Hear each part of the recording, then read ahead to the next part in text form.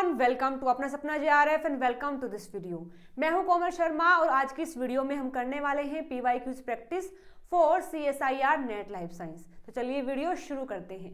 तो आज हमारा टॉपिक रहने वाला है पीवाईक्यूज प्रैक्टिस के लिए प्रोटीन सॉर्टिंग, जो कि यूनिट नंबर 2 यानी सेल बायोलॉजी का एक मोस्ट इम्पॉर्टेंट टॉपिक है।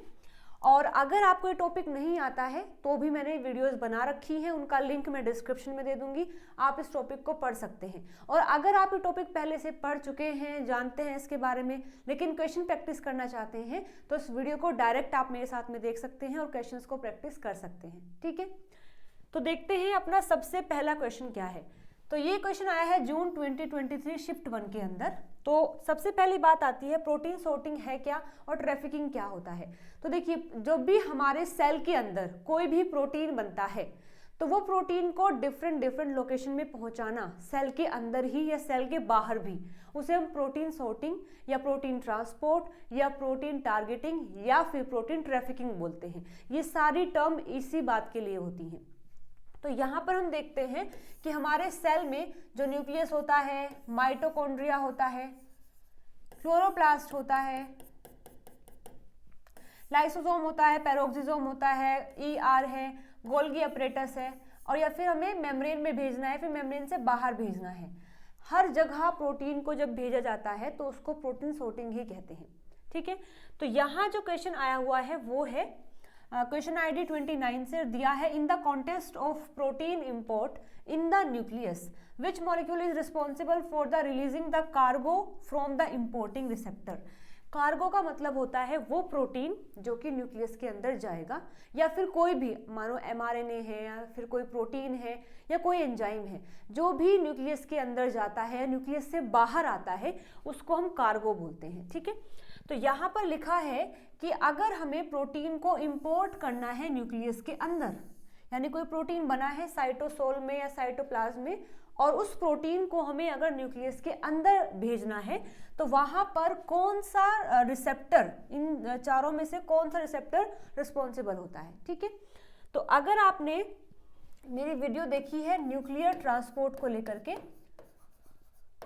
तो इस क्वेश्चन को आप विद इन अ सेकेंड कर सकते हैं, लेकिन अगर नहीं देखी है तो मैं बता देती हूँ। जैसे मानिए ये है न्यूक्लियस और ये कोई प्रोटीन है, तो इंपोर्ट करना मतलब न्यूक्लियस के अंदर लेके जाना, और एक्सपोर्ट का मतलब होता है कि यहाँ कोई प्रोटीन बना है उसे न्यूक्लियस से बाहर लेके जाना, उसको हम एक्सपोर्ट कहते हैं। तो अगर कोई प्रोटीन अंदर जाता है तो यहाँ कुछ रिसेप्टर्स होते हैं जो कि यहाँ प्रेजेंट होते हैं, वो उस प्रोटीन को रिकॉग्नाइज करते हैं। उसके प्रोटीन के ऊपर कुछ सिग्नल होते हैं जिसको रिसेप्टर रिकॉग्नाइज करते हैं और देखते हैं कि ये प्रोटीन न्यूक्लियस का ही है और अंदर लेके जाना है। ठीक है, तो यहाँ पर वो इम्पोर्टिन जो होते हैं बाइंड हो जाते हैं इस कार्गो प्रोटीन से, और फिर इनको अंदर लेके जाया जाता है। तो यहाँ एक और मोनोमेरिक जीटीपीज होता है जो हेल्प करता है, जिसका नाम है रैन। ये एक स्मॉल मोनोमेरिक जीटीपीज है, स्मॉल मोनोमेरिक जीटीपीज है, जो कि न्यूक्लियर ट्रांसपोर्ट में हेल्प करता है चीज़ों को अंदर लेके जाने में और बाहर लेके जाने में। ठीक है, तो क्वेश्चन आपसे यही ये पूछा हुआ है कि अगर हमें न्यूक्लियस के अंदर प्रोटीन को इंपोर्ट करना है तो जो रिसेप्टर्स होते हैं, कौन सा मॉलिक्यूल यहाँ से यहाँ रिसेप्टर की हेल्प करता है उनको ट्रांसपोर्ट करवाने में, तो ये होता है रैन, यानी कि third option will be the right answer for this question.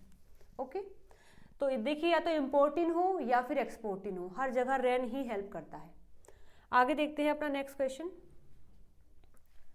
ये आया हुआ है जून 2023 शिफ्ट 2 के अंदर। क्वेश्चन दिया है, a researcher isolate a mutant of an ER resident protein folding enzyme, यानी कि PFE, that has lost its KDEL sequence, ER retention sequences, potential consequence of such a mutation are given below. इसमें लिखा है एक researcher है जिसने isolate किया है एक ऐसे प्रोटीन को जो कि ER में रहता है और ER में रह के प्रोटीन को फोल्ड करने में हेल्प करता है। ठीक है, जैसे मानिएगा ये है ER और यहाँ एक ऐसा प्रोटीन है जो कि ER के अंदर मिलता है और बाकी जो अदर प्रोटीन यहाँ आएंगे उनको फोल्ड करवाने में ये हेल्प करता है। ये खुद भी एक प्रोटीन है और बाकी जो प्रोटीन ER के अंदर आएंगे उनको फोल्ड करवाने में ये प्रोटीन हेल्प करता है। इसका नाम दिया हुआ है PFE और लिखा है कि ये जो PFE प्रोटीन है उसमें म्यूटेशन हुआ है। म्यूटेशन कहाँ हुआ है? ऐसे प्रोटीन जो कि ER में रहते हैं उनके पास एक स्पेसिफिक सीक्वेंस होता है जिसको हम कैडल सीक्वेंस बोलते हैं। ये क्या होता है? अमाइनो एसिड जो है KDEL, वो सीक्वेंस C जो टर्मिनस है वहां पर होते हैं। इन सीक्वेंस का क्या फायदा है? ये सीक्वेंस बताते हैं कि जिस भी प्रोटीन के पास ये सीक्वेंस है उसको ER में ही रहना है। लेकिन ये जो प्रोटीन है PFE, इस प्रोटीन के साथ में बात ये हुई है कि इसके पास कैडल सीक्वेंस नहीं है, तो अगर वो ER में आ भी गया है लेकिन ER में रह नहीं पाएगा, क्योंकि कैडल सीक्वेंस क्या होते हैं? ER रिटेंशन सीक्वेंस होते हैं, मतलब ऐसे सीक्वेंस जो कि प्रोटीन को ER में रिटेन रखते हैं, ER में ही रखते हैं। लेकिन इसके पास ये नहीं है, तो मतलब अगर ये प्रोटीन ER के अंदर आ भी गया है तो ER में नहीं रहेगा, ER से बाहर निकल जाएगा। ठीक है, तो इससे दो चीजें अफेक्ट होंगी। फर्स्ट तो ये कि जो PFE है वो ER में हमें नहीं मिलेगा क्योंकि उसके जो रिटेंशन सीक्वेंस है वो वहाँ गायब है। दूसरा ये इसका इफेक्ट पड़ेगा कि अगर ये नहीं है तो बाकी जो प्रोटीन जिनको ये फोल्ड करवाता था वो फोल्ड नहीं हो पाएंगे। तो ये दो इफेक्ट देखने को मिल सकते हैं। अगेन मैं बता देती हूँ, मानिएगा ये ER है, तो ER में अगर कोई भी प्रोटीन आता है तो उस प्रोटीन को यहीं रहना है या यहाँ से बाहर जाना है, ये डिसाइड करता है एक सीक्वेंस जिसका नाम है कैडल सीक्वेंस है। जिस भी प्रोटीन के पास ये सीक्वेंस होगा मतलब वो प्रोटीन ER में आएगा और ER में ही रहेगा। लेकिन जो PFE हमारा प्रोटीन है इसका ये जो कैडल सीक्वेंस है ये गायब है, तो मतलब ये ER में आएगा भी लेकिन फिर वापस चला जाएगा।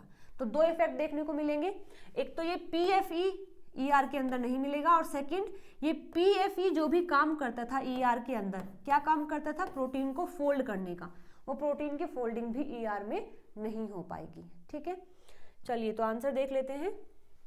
फर्स्ट कह रहा है PFE is found in the extra cellular space. हाँ देखो, ऐसा भी ये एक पॉसिबिलिटी है, ऐसा नहीं है हमेशा ऐसा ही होगा, लेकिन ये एक पॉसिबिलिटी हम मान के चल सकते हैं कि मानो ये PFE है, जैसे यहाँ पर ये सेल है और सेल के अंदर ये ER है, ER में कोई एंजाइम है प्रोटीन है PFE जो कि इसी का ही है लेकिन इसके पास कैडल सीक्वेंस नहीं है, तो उसको बाहर भेज दिया जाता है। अब वो बाहर आएगा और यहाँ भी जा सकता है, यानी सेल के बाहर भी जा सकता है वो प्रोटीन, बस ER में नहीं रहेगा। तो this is one of the possibility, इसलिए हम A को समहाउ करेक्ट मान सकते हैं कि ऐसा हो सकता है कि ये प्रोटीन ER में ना मिलके सेल के बाहर ही मिल जाए। PFE is degraded in the ER। देखो इससे कोई बात मतलब नहीं है कि ER के अंदर वो डिग्रेड हो जाएगा, इसके बारे में हमें कोई इन्फॉर्मेशन ना ही दी है और ना ही इसके अकॉर्डिंग हम इसको मान सकते हैं, तो B गलत हो जाएगा। C में लिखा है unfolded protein increase in the ER। हाँ ये बात बिल्कुल सही है, क्योंकि प्रोटीन फोल्डिंग में हेल्प करता है PFE प्रोटीन। अब ये PFE प्रोटीन अगर नहीं है ER में तो जो भी प्रोटीन बाकी प्रोटीन आएंगे वो अनफोल्ड ही रह जाएंगे, इसलिए ये बात हम मान सकते हैं कि ER के अंदर अनफोल्डेड प्रोटीन जो है वो इंक्रीज होने स्टार्ट हो जाएंगे, तो C भी सही है। PFE is transported to cytosol. जो PFE है वो साइटोसोल में ट्रांसपोर्ट किया जा सकता है। अब देखो साइटोसोल में जो प्रोटीन रहते हैं उनके पास भी स्पेसिफिक सीक्वेंस होता है, ऐसा नहीं कि कोई भी साइटोसोल के अंदर रहेगा। हालांकि साइटोसोल में प्रोटीन बनते हैं लेकिन वो साइटोसोल में ही रहे, इस चीज के लिए भी उनके पास कुछ सीक्वेंस होते हैं। ठीक है, तो ये जो PFE है इसके पास ऐसा कोई सीक्वेंस है नहीं जो उसको साइटोसोल में रखेगा, इसलिए वो साइटोसोल में नहीं मिलेगा। ठीक है, तो यहाँ पर A ऑप्शन सही है और C सही है। A और C दिया है हमें यहाँ पर C ऑप्शन में, तो हमारा इस क्वेश्चन के लिए सही आंसर हो जाएगा द थर्ड ऑप्शन। बहुत ही आसान सा क्वेश्चन था, आप इसको आराम से कर सकते थे। चलिए नेक्स्ट क्वेश्चन है जून 2021 शिफ्ट 1 का है।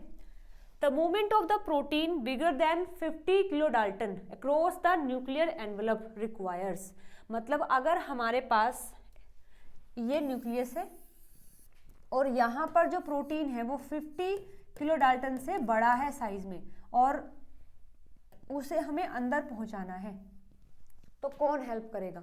अभी मैंने आपको बताया भी था, इम्पोर्टेंस जो होते हैं, इम्पोर्टेंस कुछ प्रोटीन या फिर जिनको आप रिसेप्टर्स भी बोल सकते हैं, जो कि इन प्रोटीन से बाइंड करता है और उनको अंदर लेके आता है, तो इम्पोर्टेंट हेल्प करेंगे। अब देखो, अगर कोई छोटे साइज का मॉलिक्यूल है और नॉन पोलर भी है तो न्यूक्लियस की मेम्ब्रेन डायरेक्ट उसको पास कर देती है, लेकिन अगर कोई साइज में बड़ा है और पोलर भी है तो वो डायरेक्ट नहीं जा पाएगा, उसके लिए रिसेप्टर्स आएंगे, वो होते हैं इम्पोर्टिन अगर अंदर लेके जाना है, और अगर न्यूक्लियस से बाहर लेके जाना है तो एक्सपोर्टिन होंगे। ठीक है, तो देखिए यहाँ पर जो थर्ड ऑप्शन है बोलता है कि इम्पोर्टिन बीटा जो होते हैं ये हेल्प करेंगे, तो यहाँ पर third option will be the right answer.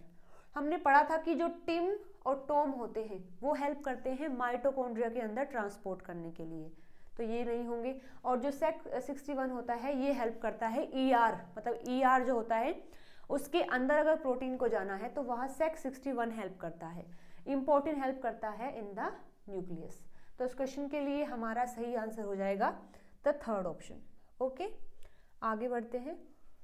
ये क्वेश्चन आया है जून 2021 शिफ्ट 1 के अंदर। क्वेश्चन आईडी है 79। दिया है Ran GTP level are higher in the nucleus than the cytoplasm. अच्छा ठीक है, इस क्वेश्चन को मैं एक बार ठीक से समझा देती हूँ, हालांकि मैंने सब कुछ पढ़ाया हुआ है लेकिन फिर भी मैं यहाँ तुम्हें बता देती हूँ। जैसे देखिएगा, ये है सेल, ये है हमारे पास सेल, और सेल में मान लेते हैं यहाँ है न्यूक्लियस। ये है न्यूक्लियस यहाँ पर। ठीक है, न्यूक्लियस की जो मेम्ब्रेन होती है हमें पता है वो डबल मेम्ब्रेन होती है, और मेम्ब्रेन में ये पोर बने होते हैं जिनको हम NPC बोलते हैं, न्यूक्लियर पोर कॉम्प्लेक्स, जो कि चीजों को अंदर बाहर करने में हेल्प करते हैं। ठीक है, तो यहाँ मानो कोई प्रोटीन है और उसको अंदर लेके आना है, तो वो कैसे अंदर आएगा? फर्स्ट ऑफ ऑल इस प्रोटीन के पास NLS होना चाहिए। What is NLS? Nuclear localisation signal. इसके पास ये सिग्नल होने चाहिए अगर अंदर जाना है। ऐसे ही अगर इस प्रोटीन को बाहर जाना है, अगेन इसके पास भी NLS होना चाहिए, जो एक्सपोर्ट के लिए होता है। एक्सपोर्ट के लिए अलग होते हैं, इंपोर्ट के लिए अलग। कहने का मतलब ये है कि NLS होना चाहिए, अंदर आना है तो भी, बाहर जाना है तो भी, ये जरूरी है। सेकंड क्या जरूरी है? एक रिसेप्टर। तो अगर अंदर लेके जाना है तो होता है इम्पोर्टिन, और अगर इसको बाहर लेके जाना है तो होता है एक्सपोर्टिन। ये दोनों ही रिसेप्टर हैं जो कि हेल्प करते हैं चीजों को मूव करने में। इम्पोर्टिन नाम से इंडिकेशन है, अंदर लेके आएगा, एक्सपोर्टिन जो बाहर लेके जाएगा। दो चीजें हो गई हैं। एक होता है GTP, रैन GTP। ठीक है, एक मैंने बताया था तुम्हें अभी, रैन होता है एक स्मॉल मोनोमरिक GTPase प्रोटीन है जो हेल्प करता है इन चीजों को अंदर बाहर करने में। ये तो होते ही है। इनसे अलग देखिए, यहाँ होता है एक ग्वेनिन एक्सचेंज फैक्टर GEF, ये होता है न्यूक्लियस में, और यहाँ होता है गैप, GTPase एक्टिवेटिंग प्रोटीन। ये क्या करते हैं? ये जो रैन है ये अपनी पोजीशन को चेंज कर सकता है। मतलब कैसे? रैन GTP भी हो सकता है, और अगर मैं यहाँ हाइड्रोलिसिस कर देती हूँ तो ये कन्वर्ट हो जाता है रैन GDP में। मतलब इसकी दो फॉर्म होती है, GTP की फॉर्म में भी मिलता है और GDP की फॉर्म में भी मिलता है। तो ये गैप क्या करता है कि अगर यहाँ पर रैन GTP की फॉर्म में है तो ये गैप कन्वर्ट कर देता है इसको रैन GDP में, और जैसे ही GDP अंदर आता है तो ये जो GEF है ये इस GDP को कन्वर्ट कर देता है GTP में। ठीक है, तो यहाँ रैन GTP मिलता है क्योंकि यहाँ GEF है, और साइटोसोल में मोस्टली हमें रैन GDP मिलता है क्योंकि वहां पर गैप उसको GDP में कन्वर्ट कर देते हैं। ठीक है, तो GEF मिलता है न्यूक्लियस में, GAP मिलता है साइटोसोल में, रैन GDP की फॉर्म में मिलता है साइटोसोल में, और GTP की फॉर्म में मिलता है न्यूक्लियस के अंदर। अब ये करता क्या है, ये रैन जीटीपी यहाँ बाइंड करता है और ये तीनों जो हैं अब बाहर जाएंगे। बाहर जाने के बाद ये जो रैन जीटीपी है ये कन्वर्ट हो जाता है जीडीपी में और फिर ये अगेन अंदर आ जाता है। एक्सपोर्टिन भी बाहर जाता है और एक्सपोर्टिन जो है अंदर आता है, लेकिन अकेला अंदर नहीं आता है, एक फैक्टर है जिसको हम बोलते हैं NTF2। एक्सपोर्टिन जब अंदर आएगा तो वो NTF2 की हेल्प से आएगा। आई होप यहाँ तक चीज़ें क्लियर हैं। अब हम क्वेश्चन को सोल्व कर सकते हैं, ठीक है। तो फर्स्ट क्वेश्चन में, अच्छा क्वेश्चन में दिया ये है कि न्यूक्लियर ट्रांसपोर्ट के रिगार्ड में कुछ स्टेटमेंट्स दी गई हैं, उन्हें पढ़िए और बताइए कौन कौन सी यहाँ पर करेक्ट स्टेटमेंट्स हैं। फर्स्ट में लिखा है Ran GTP level are higher in the nucleus than the cytoplasm. बिल्कुल सही बात है, क्योंकि GEF न्यूक्लियस में होता है और न्यूक्लियस में ही रैन जीडीपी को जीटीपी में कन्वर्ट किया जाता है। तो ये जो रैन जीटीपी होता है उसका लेवल हाई है न्यूक्लियस के अंदर एज कंपेयर टू साइटोप्लाज्म। तो ये स्टेटमेंट तो बिल्कुल सही है। Nuclear import receptor can shuttle between the nucleus and the cytoplasm. Exactly इनका काम ही ये है कि जो न्यूक्लियर इम्पोर्ट रिसेप्टर हैं, यानी जो कार्गो को अंदर लेके जाते हैं, तो उनका काम ही ये है कि वो शटल होते रहते हैं। अभी फिलहाल बाहर हैं, प्रोटीन को लेकर के फिर अंदर गए, फिर बाहर आ जाते हैं, फिर प्रोटीन को लेकर के अंदर जाते हैं, फिर बाहर आते हैं। तो उनका काम ही है कि वो शटल करते रहते हैं, इधर उधर होते रहते हैं। तो बी भी हमारा बिल्कुल सही है। सी में लिखा है NTF2 transport Ran GDP into the cytosol. ये गलत हो गया है। NTF2 क्या करता है, अभी हमने देखा था, जो NTF2 होता है वो एक्सपोर्टिन को साइटोसोल से न्यूक्लियस के अंदर लेके आता है, ना कि साइटोसोल में लेके जाता है। तो जो NTF2 है ट्रांसपोर्ट करता है रैन जीडीपी को, बिल्कुल सही है, लेकिन न्यूक्लियस में, ना कि साइटोसोल में। तो ये सी हमारा गलत हो जाएगा, ठीक है। डी में लिखा है export of mRNA is not directly depend on Ran. बिल्कुल सही बात है। Ran is the part of exporting mechanism. मतलब अगर हमें mRNA को बाहर लेके जाना है, जैसे देखिएगा ये हमारा कार्गो प्रोटीन था, मान लेते हैं ये mRNA है, इसे मुझे बाहर लेके जाना है, तो क्या अकेला यहाँ रैन हेल्प कर रहा है? नहीं, एक्सपोर्टिंग का भी रोल है, एनालिस का भी रोल है और फिर जाके रैन जीटीपी का रोल है। तो ऐसा नहीं है कि डायरेक्टली रैन पर डिपेंड करता है, और भी कई सारे फैक्टर होते हैं, जैसे कि एनालिस सबसे इंपॉर्टेंट होता है, एक्सपोर्टिंग भी इंपॉर्टेंट होता है, फिर कहीं जाकर के रैन जीटीपी की बारी आती है। तो ऐसा नहीं है कि हमें अगर mRNA को एक्सपोर्ट करना है तो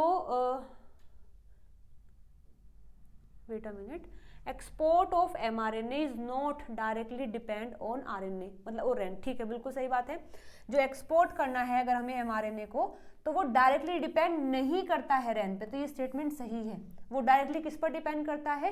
एनालिस पर डिपेंड करता है, ना कि रैन पर। तो ये स्टेटमेंट भी हमारा सही है। ई में लिखा है tRNA and miRNA export is mediated by the exporting. अगर हमें tRNA को miRNA को एक्सपोर्ट करना है तो वो कैसे होंगे? एक्सपोर्टिंग की हेल्प से होंगे। तो ये स्टेटमेंट भी हमारा सही है, यानी कि यहाँ पर केवल सी गलत है, बाकी सब सही है। और देखो इसमें भी सी दिया है, ये भी गलत, ये भी गलत और ये भी गलत। हमारा सही आंसर हो जाएगा द थर्ड ऑप्शन। ए भी सही है, बी भी सही है, डी भी सही है और ई भी सही है। अगर आपको इस क्वेश्चन में फिर से कोई डाउट है तो आप कमेंट करके मुझसे पूछ सकते हैं, ठीक है। इस क्वेश्चन के लिए हमारा सही आंसर है द थर्ड ऑप्शन।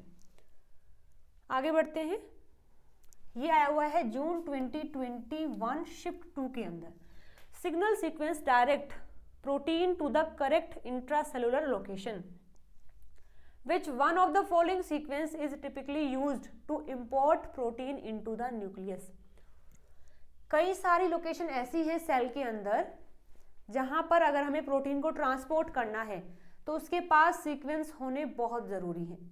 ऐसे ही अगर मुझे किसी प्रोटीन को न्यूक्लियस के अंदर इंपोर्ट करना है तो कौन सा सीक्वेंस इन चारों में से होना ज़रूरी है? तो ये भी हमने पढ़ा है अपनी थ्योरी क्लासेस में कि अगर हमें चीज़ें प्रोटीन या फिर कुछ भी अगर हमें न्यूक्लियस के अंदर भेजना है तो उसके पास lysine rich, lysine and arginine rich amino acid होने चाहिए, ठीक है। तो देखो यहाँ फर्स्ट में लाइसिन लाइसिन लाइसिन दिया हुआ है तो ये सही है। यहाँ लाइसिन ज़्यादा नहीं है तो ये भी नहीं होगा, ये भी नहीं होगा और ये भी नहीं होगा। आप इस टेबल को एक बार फिर से गो थ्रू करें और इस टेबल को अच्छे से याद करें। अगर हमें न्यूक्लियस में चीज़ें इंपोर्ट करनी है तो वहाँ पर लाइसिन और आर्जिनिन रिच सेगमेंट होने चाहिए, तो ही वो सिग्नल होगा कि उसको हमें न्यूक्लियस के अंदर भेजना है। बाकी भी हैं, आप इनको देखकर याद कर सकते हैं। ठीक है, तो इस क्वेश्चन के लिए हमारा first option will be the right answer. आगे बढ़ते हैं। ये आया हुआ है जून 2021 शिफ्ट 2 के अंदर है। Following statement were made about the protein trafficking in the cell.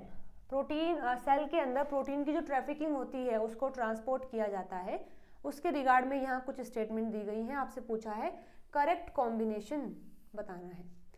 First में लिखा है cargo selection occur when coat protein bind to the sorting signal either directly or indirectly Y adapter complexes। तो देखिएगा, अगर आपको याद है तो हमने पढ़ा था प्रोटीन sorting के दो टाइप होते हैं, एक होता है सिग्नल बेस्ड और एक होता है वेसिकुलर बेस्ड।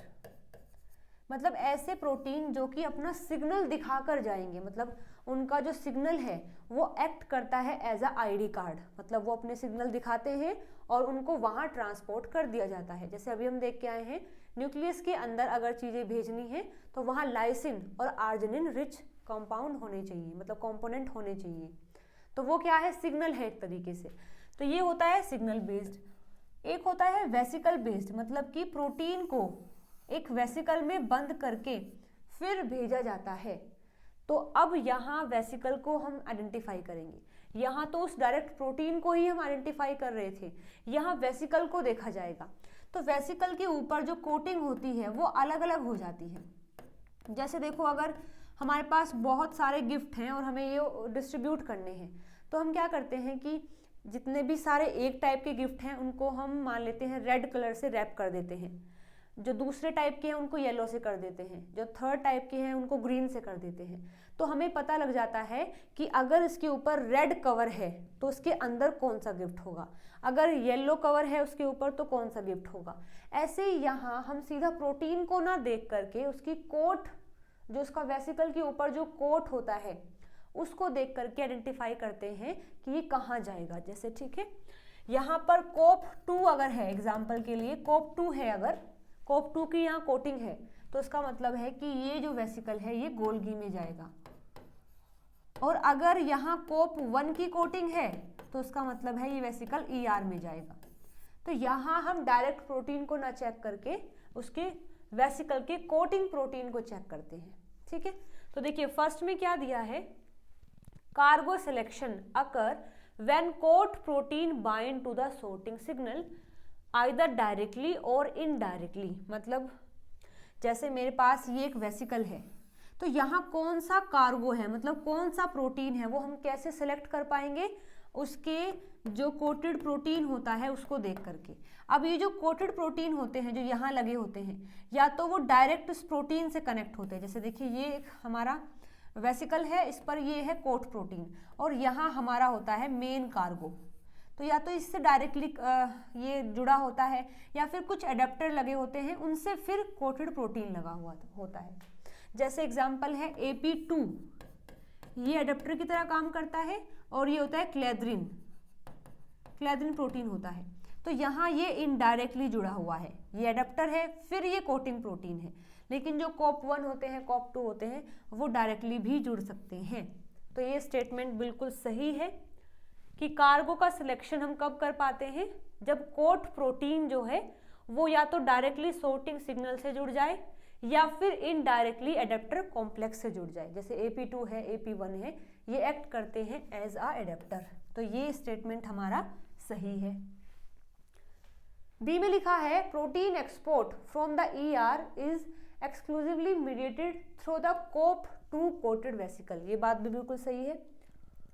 इसमें लिखा है कि अगर हमें, एक मिनट रुकिएगा, अच्छा, अगर हमें ER से प्रोटीन एक्सपोर्ट करना है, ER से हमें प्रोटीन को अगर बाहर भेजना है, तो उस वेसिकल पर हमेशा कोप 2 कोटेड प्रोटीन ही होना चाहिए। तो ये बात बिल्कुल सही है। जैसे देखिएगा ये ER है, तो ER से प्रोटीन कई जगह जा सकता है। जैसे गोल्गी में जो प्रोटीन जाएगा वो ER से होता हुआ जाएगा, जो मेम्ब्रेन में जाएगा वो ER से होता हुआ जाएगा, जो लाइसोसोम में जाएगा वो ER से होता हुआ जाएगा। ठीक है, तो जो भी प्रोटीन ER से बाहर निकल के जाता है उसको वेसिकल में पैक किया जाता है और उस वेसिकल को कोट किया जाता है COP2 से। बिल्कुल ये मस्ट है, COP2 से ही हमें उसे कोट करना पड़ेगा, उसके बाद ही वो कहीं जा पाएगा। तो अगर कोई प्रोटीन हमें ER से एक्सपोर्ट करना है तो उस वेसिकल पर COP2 कोटेड प्रोटीन ही होना चाहिए। तो ये स्टेटमेंट हमारा बिल्कुल सही है। एक मिनट रुकिएगा, ये स्टेटमेंट हमारा बिल्कुल सही है जिसमें लिखा है कि अगर प्रोटीन एक्सपोर्ट करना है ER से तो वो COP2 के थ्रू होता है, तो ये भी सही है। थर्ड में लिखा है identical coat protein is used in the exocytic pathway और एंडोसाइटिक पाथवे। तो बात बिल्कुल गलत है। गलत क्यों है? अब जैसे देखो, ये हमारे पास सेल है, सेल से जो वेसिकल बाहर जाती है उसको हम बोलते हैं एक्सोसाइटोटिक पाथवे, और अगर बाहर आती है तो उसको बोलते हैं एंडोसाइटिक पाथवे। तो एक बात बताइए, जो चीज़ें बाहर जाएंगी, जो वेसिकल बाहर जाएगी या फिर जो वेसिकल अंदर आएगी, क्या वो सेम प्रोटीन से कोट की जाएंगी? ऐसे तो कंफ्यूजन हो जाएगा। ठीक है, जो बाहर जाती हैं उनको अलग प्रोटीन से कोट किया जाता है और जो सेल के अंदर आती हैं उनको अलग प्रोटीन से कोट किया जाता है।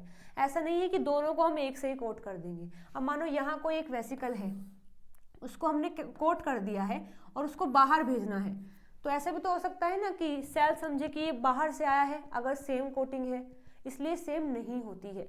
जो बाहर जाएगा उसके लिए अलग है, जो अंदर आएगा उसके लिए अलग होती है। तो ये स्टेटमेंट हमारा बिल्कुल सरासर गलत हो जाएगा। डी में लिखा है tethering of the vesicles involve small guanosine triphosphatase of the Rab family. देखो, अगर हमें वेसिकल को एक तरीके से, टेथरिंग का मतलब होता है बांध देना, मतलब कोट करना। तो अगर हमें किसी वेसिकल को कोट करते हैं तो वहाँ हमें एक GTPase की रिक्वायरमेंट होती है और वो GTPase बिलोंग करते हैं रैब फैमिली से। ये आपको याद रखना है।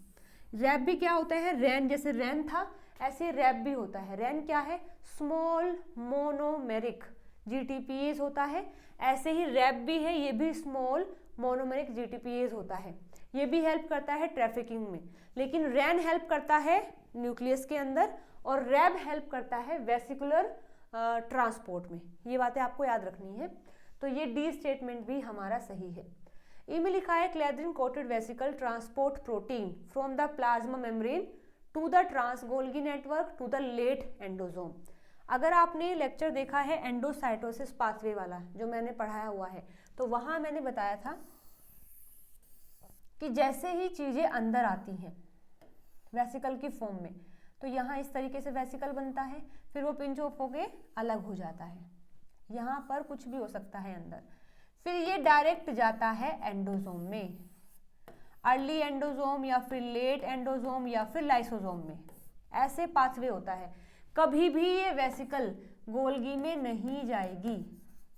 गोल्गी में जाने का इसका कोई मतलब नहीं है, या तो वो अर्ली एंडोसोम या लेट एंडोसोम या फिर लाइसोसोम में जाती है। ठीक है, तो यहाँ और हाँ, ये जो वेसिकल अंदर आती है, बाहर से अंदर आती है, इस पर होता है क्लैद्रिन कोटिंग। मतलब इसको हम कोट करते हैं एक प्रोटीन से जिसका नाम है क्लैद्रिन, इसलिए इसको क्लैद्रिन कोटेड वेसिकल बोलते हैं। तो क्लैद्रिन कोटेड वेसिकल मेम्ब्रेन से एंडोसोम में जाती है, ना कि गोल्गी में। लेकिन यहाँ कहा है कि जो क्लैद्रिन कोटेड वेसिकल होती हैं, जो प्लाज्मा मेम्ब्रेन से आई हैं, वो पहले ट्रांसगोल्गी में जाएंगी फिर लेट एंडोसोम में जाएंगी। तो ये गलत हो जाएगा। तो ई भी गलत है। तो कौन कौन सा गलत है? यहाँ सी और ई गलत है। तो देखिए स्टेटमेंट यहाँ दी है, सी गलत है तो ये गया है, ये गया है, ई भी गलत है तो ये ए बी डी, यानी कि first option is the right answer, जिसमें कि ए सही है, बी सही है और डी सही है। ठीक है, चलिए आगे बात करते हैं। ये आया हुआ है जून 2020 शिफ्ट 1 के अंदर। Following statement are made about KDEL receptor. जो कैडल रिसेप्टर होते हैं उनके बारे में दिया हुआ है। फर्स्ट में लिखा है KDEL receptor is found in COP1 vesicle. चलो एक बार इसको देख लेते हैं। यहाँ बताया है कैडल रिसेप्टर के बारे में। एक पाथवे होता है ER में ही, रेट्रोग्रेड या फिर रेट्रेवल पाथवे बोलते हैं। उसमें क्या होता है कि जैसे मानो ये अभी मैंने आपको बताया था कि अगर किसी प्रोटीन के पास कैडल सीक्वेंस है KDEL, तो वो प्रोटीन ER में ही रहेगा, ठीक है, क्योंकि ये क्या होते हैं, ER रिटेंशन सिग्नल होते हैं। जिसके पास भी कैडल सीक्वेंस है वो ER में ही रहेगा। लेकिन बाय चांस ये ER है और ER से जो भी प्रोटीन है वो जाते हैं गोल्गी के अंदर। मानो ये है गोल्गी, ये गोल्गी है, तो चीजें यहाँ पैक होकर के गोल्गी में जाती हैं, ठीक है। तो कैडल सीक्वेंस वाले प्रोटीन रहने कहाँ चाहिए थे, ER में, लेकिन बाय चांस गलती से ये जो प्रोटीन है जो कि ER के लिए था वो गलती से जो है गोल्गी के अंदर चला गया है, ठीक है। अब जैसे गोल्गी में गया तो गोल्गी ने रिकॉग्नाइज किया तो इसके पास तो कैडल सीक्वेंस है। गोल्गी ने देखा कि इसके पास तो कैडल सीक्वेंस है, मतलब ये प्रोटीन गलती से आया है। मेरा काम अब ये है कि इस प्रोटीन को मैं वहीं भेजूं जहां ये है, जहां का ये है। तो अब ये गोल्गी क्या करता है, इस प्रोटीन को कोप 1 में पैक करके, ये तो कोप 2 से आया था, यहां तो गया था ये कोप 2 से, लेकिन जब ये कैडल वाला जो प्रोटीन है ये जाएगा यहाँ ER में फिर से, तो ये कोप 1 से जाएगा, मतलब इसको हम कोप 1 से कोट करेंगे। साथ साथ क्या होता है कि गोल्गी के अंदर कुछ रिसेप्टर्स होते हैं जो ये रिकॉग्नाइज करते हैं कैडल सीक्वेंस को। मानो कोई भी प्रोटीन आ गया है, उसके पास कैडल सीक्वेंस है, तो उसको कौन रिकॉग्नाइज करता है, उसको ये रिसेप्टर रिकॉग्नाइज करते हैं, ठीक है। ये रिसेप्टर इनको रिकॉग्नाइज करते हैं, यहाँ बाइंड करके और इनको ट्रांसपोर्ट करवा देते हैं फिर से ER के अंदर। ओके, चलो देखिए एक बार। रिट्रीवल सिग्नल कौन से होते हैं, कैडल एट C टर्मिनल, मतलब गलती से अगर वो चले गए हैं तो फिर से रिट्रीव किए जाएंगे, फिर से उनको वापस लेके आया जाएगा। तो cattle receptor form in ER but distributed both in ER and Golgi. ये पॉइंट बहुत ही इंपॉर्टेंट है कि जो कैडल के रिसेप्टर होते हैं ये बनते तो ER के अंदर है, ठीक है। ऐसे रिसेप्टर जो कि उस प्रोटीन को रिकॉग्नाइज करेंगे जिसके पास कैडल सीक्वेंस है, उनको हम कैडल रिसेप्टर बोलते हैं। तो ये जो रिसेप्टर होते हैं बनते तो ER के अंदर है, लेकिन डिस्ट्रीब्यूट होते हैं ER में भी और गोल्गी में भी। ओके, यहाँ पर जो pH होता है वो एक इम्पोर्टेंट रोल प्ले करता है इस पूरे पाथवे में। कैसे, अगर pH एसिडिक है, मतलब अगर एसिडिक pH कौन सा होता है, लोअर pH, जहां पर H पॉजिटिव ज़्यादा होते हैं। तो अगर एसिडिक pH होता है तो कैडल वाला प्रोटीन और कैडल रिसेप्टर टाइटली बाइंड हो जाते हैं, और अगर pH न्यूट्रल हो जाए तो वहां पर जो प्रोटीन जिसके पास कैडल सीक्वेंस है और उसका रिसेप्टर वो लोअर एफिनिटी से बाइंड करते हैं, ठीक है। गोल्गी के पास होता है एसिडिक pH, जबकि ER के पास होता है न्यूट्रल pH। तो प्रोसीजर कैसे चलता है, देखो यहाँ ये है ER और इसके पास ये प्रोटीन था कैडल सीक्वेंस वाला, वो गलती से उसने यहाँ भेज दिया है कोप 2 के अंदर कोट करके, तो कभी भी यहाँ कैडल के रिसेप्टर नहीं जाएंगे, ठीक है। तो कोप 2 से ये प्रोटीन गोल्गी में आ गया है। गोल्गी में pH कैसा है, एसिडिक pH है। तो जैसे ही ये प्रोटीन आता है कैडल सीक्वेंस वाला, pH लोअर होने के कारण वो फटाफट से अपने रिसेप्टर से बाइंड कर लेता है। जैसे वो बाइंड करता है तब गोल्गी को लगता है कि ये प्रोटीन गलत आ गया है, तो फिर वो एक वेसिकल बनाता है। उस वेसिकल में रिसेप्टर भी होता है कैडल वाला और वो प्रोटीन भी होता है। उस वेसिकल को हम कोट करते हैं कोप 1 से और फिर उसको यहाँ ट्रांसपोर्ट कर देते हैं। जैसे वो यहाँ आता है तो यहाँ न्यूट्रल pH है, जिसमें ये रिसेप्टर अलग हो जाता है अपने कैडल प्रोटीन से, ठीक है। तो अगर यहाँ देखा जाए तो जो कैडल के रिसेप्टर हैं वो गोल्गी में, ER में भी हैं और गोल्गी में भी हैं। लेकिन अगर वेसिकल की बात करें तो केवल कोप 1 में ही ये रिसेप्टर होते हैं, कोप 2 में नहीं होते, ठीक है। चलिए एक बार अपने थोड़ा सीक्वेंस देख लेते हैं अपने क्वेश्चंस का। जो कैडल रिसेप्टर हैं वो कोप 1 वेसिकल में मिलते हैं, बिल्कुल सही बात है, हम देख के आए हैं अभी, तो A तो सही है। जो रिसेप्टर होते हैं कैडल वाले, उनकी एफिनिटी कैडल सीक्वेंस से हाई होती है एट हाइयर pH, बिल्कुल गलत बात है, लोअर pH पर, यानी एसिडिक pH या फिर लोअर pH पर उनकी एफिनिटी ज़्यादा होती है, ना कि हाइयर pH पर। तो ये B गलत हो जाएगा। C में लिखा है KDEL receptor is synthesize on ER. ये बात सही है कि जो कैडल के रिसेप्टर होते हैं वो ईआर में सिंथेसाइज होते हैं, तो सी भी सही है। डी में क्या है कि जो रिसेप्टर हैं वो प्रेजेंट होते हैं ईआर में भी, गोल्गी में भी। एग्जैक्टली बनते तो वो ईआर में है लेकिन दोनों जगह प्रेजेंट होते हैं, तो ये डी भी सही है।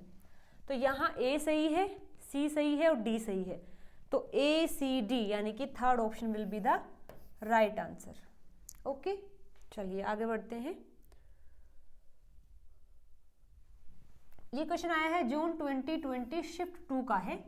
The translocation into which one of the organelles listed below does not depend on an amino acid sequences as a signal for the import. हमने मोस्टली देखा है जो सिग्नल बेस्ड ट्रांसपोर्ट होता है उसमें जो सिग्नल होते हैं वो अमाइनो एसिड होते हैं, जैसे लाइसिन रिच है और कैडल सीक्वेंस है या फिर एसकेएल है, जो भी। लेकिन एक ऐसा ऑर्गेनेली है जहाँ पर अगर मुझे प्रोटीन ट्रांसपोर्ट करना है और उसके लिए जो सिग्नल होता है वो अमाइनो एसिड नहीं है, ठीक है, वो होता है लाइसोसोम।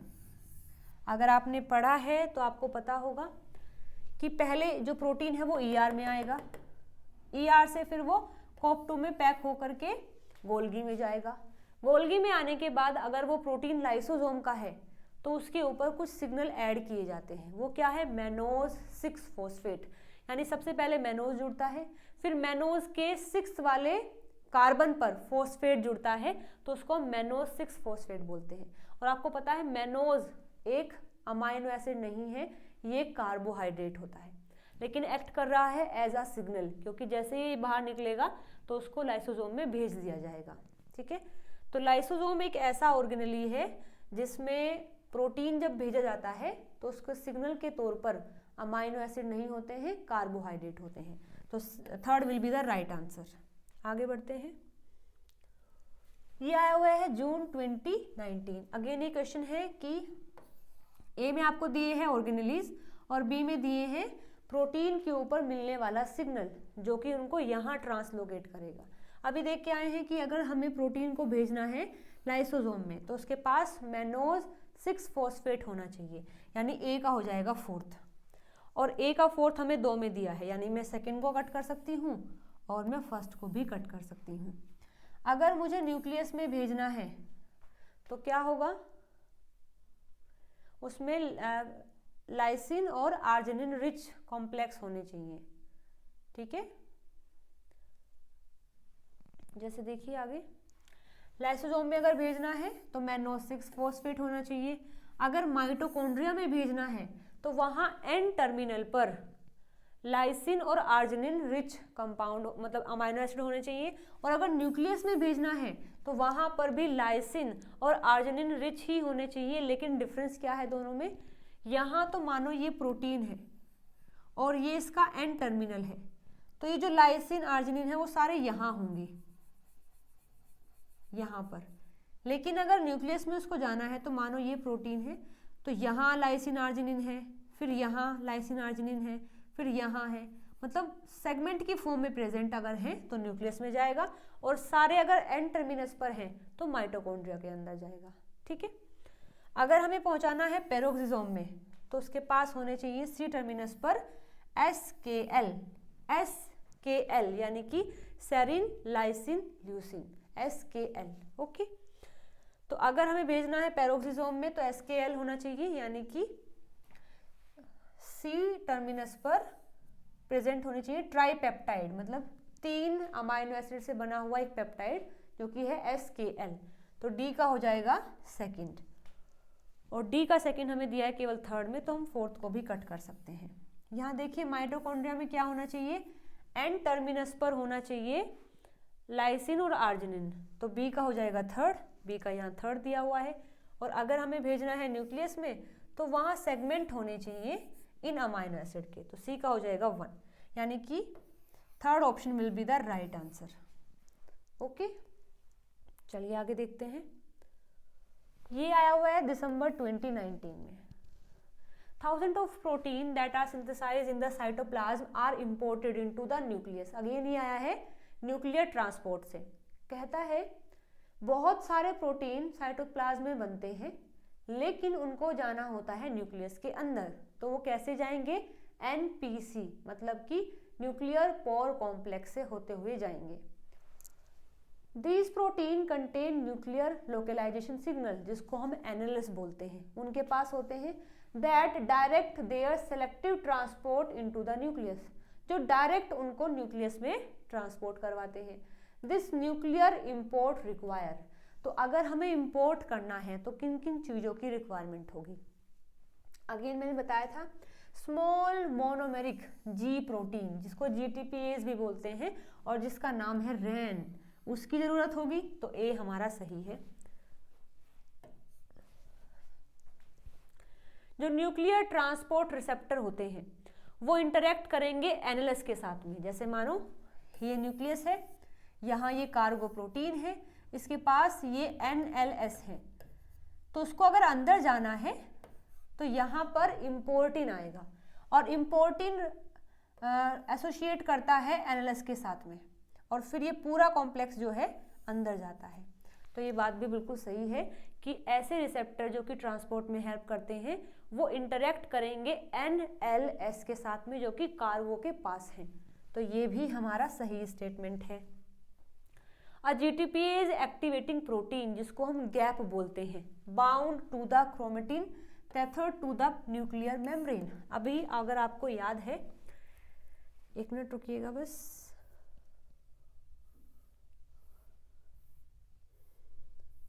अभी हमने पढ़ा था, यस दैट वन,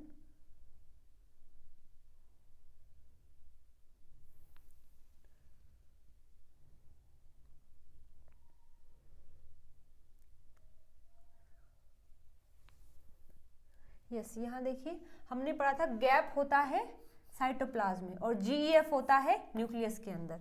तो अगर गैप न्यूक्लियस से बाहर है तो वो क्रोमेटिन से कैसे बाइंड कर सकता है? टेथर्ड का मतलब होता है बाइंड होना, क्रोमेटिन से बाइंड होना, लेकिन जब वो है ही नहीं न्यूक्लियस में तो बाइंड कैसे करेगा? तो ये गलत हो जाएगा। गुआनिन एक्सचेंज फैक्टर यानी कि GEF जो कहाँ होता है? ये होता है न्यूक्लियस के अंदर और ये बाइंड होता है क्रोमेटिन से। ठीक है, वेट अ मिनट। तो गुआनिन एक्सचेंज फैक्टर यानी कि GEF bound to the chromatin inside the nucleus, ये बात बिल्कुल सही है, यानी डी सही है। सी गलत है तो ये भी चला गया है, ये भी चला गया, ये भी, यानी कि second option will be the right answer, ABD is the right. ठीक है, तो ये क्वेश्चन भी हमने सोल्व कर लिया है और ये क्वेश्चन आया है दिसंबर 2016 में। ये क्वेश्चन आपको करना है। क्वेश्चन में क्या दिया है? A fluorescently tagged protein was used to study the protein secretion in the yeast. Fluorescence was observed in, मतलब इसमें कहा है कि वो देखना चाहते हैं, मतलब हमने क्या किया, एक प्रोटीन पर फ्लोरेसेंट टैग कर दिया है ताकि वो जहाँ भी जाए हमें दिख जाए कि वो कहाँ कहाँ जाता है। ठीक है, तो अगर ये तीनों आपके पास प्रेजेंट हैं ऑर्गेनेलीज या फिर चीज़ें अगर प्रेजेंट है तो कैसे कैसे चीज़ें मूव करती हैं, मतलब ER से गोल्गी में जाएंगी, फिर वेसिकल बनेगा, या फिर ER से वेसिकल बनेगा फिर गोल्गी में जाएंगी, या ER से गोल्गी फिर वेसिकल, जैसे भी है आपको मुझे इसका आंसर कमेंट करके बताना है। ठीक है, बहुत ही आसान सा क्वेश्चन है, आप आराम से कर सकते हैं, इसीलिए ये क्वेश्चन मैंने आपको दिया है। तो आज की वीडियो में जितने भी क्वेश्चन हमें करने थे इस टॉपिक से वो हमने कर लिए हैं, लेकिन अभी भी अगर किसी भी क्वेश्चन में आपको डाउट है तो आप कमेंट करके मुझसे पूछ सकते हैं। और वीडियो अगर पसंद आई है, हेल्पफुल लगी है तो वीडियो को लाइक शेयर सब्सक्राइब जरूर से कर सकते हैं। ठीक है, चलिए मिलते हैं अगली वीडियो में नए टॉपिक के साथ में, नए क्वेश्चंस के साथ में। Till then bye bye, take care.